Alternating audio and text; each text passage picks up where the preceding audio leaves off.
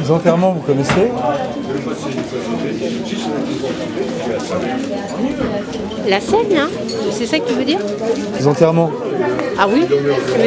Tu demandes si on en a pratiqué déjà? Ouais. Oui. Ça se passe comment généralement?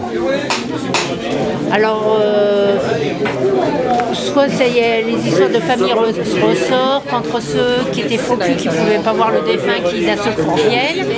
Soit il y a des gens qui sont éplorés alors qu'ils n'en ont rien à foutre, et ils viennent là comme s'ils étaient dans les grands magasins. Soit tout le monde a une tête pas possible, et voilà, c'est l'horreur.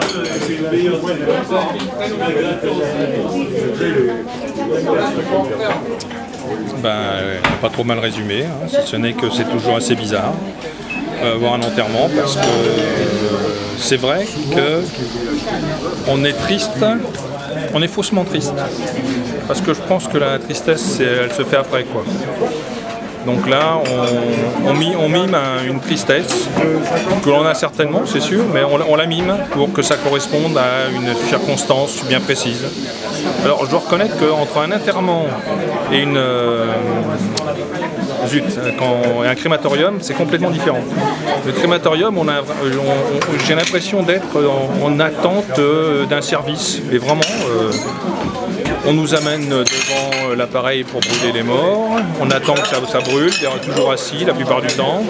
Après on nous met dans une salle d'attente, on attend de la bonne crémation finale, on récupère les cendres et puis on nous ramène un petit pot de fleurs, fermé pour éviter la poussière naturellement. Et puis bonjour, bonsoir, soit on va dans le jardin des morts qui se trouve à côté, soit on le fait comme l'aurait voulu le mort. C'est-à-dire soit jeté à la mer, soit dans une terre quelconque. Voilà, la mort est triste en soi. Mais c'est une bonne fin. C'est une bonne fin la mort? C'est une bonne fin. Pourquoi? Tout simplement parce que c'est la fin de quelque chose, donc tu as intérêt à bien la vivre avant, après il n'y a plus rien. Donc moi la mort c'est une bonne fin, à une histoire limitée, qui est notre vie. Ce qui prouve que nous ne sommes pas le centre du monde, entre guillemets. Le centre de l'univers, l'homme n'est qu'un élément parmi d'autres, et que notre mort ne transpose pas à quelque chose d'extraordinaire, quoi. Nous ne sommes qu'un élément petit dans une immensité grandiose. Voilà.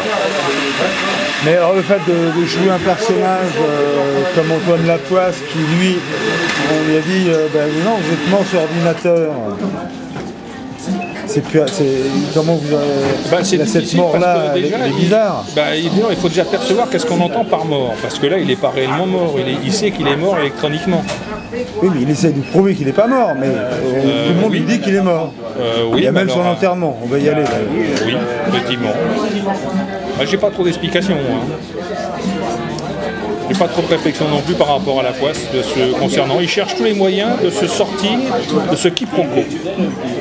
Parce que concrètement, il sait très bien qu'il n'est pas mort, qu'il le sent, il discute avec les gens qui le voient, mais il ne sait pas comment le prouver.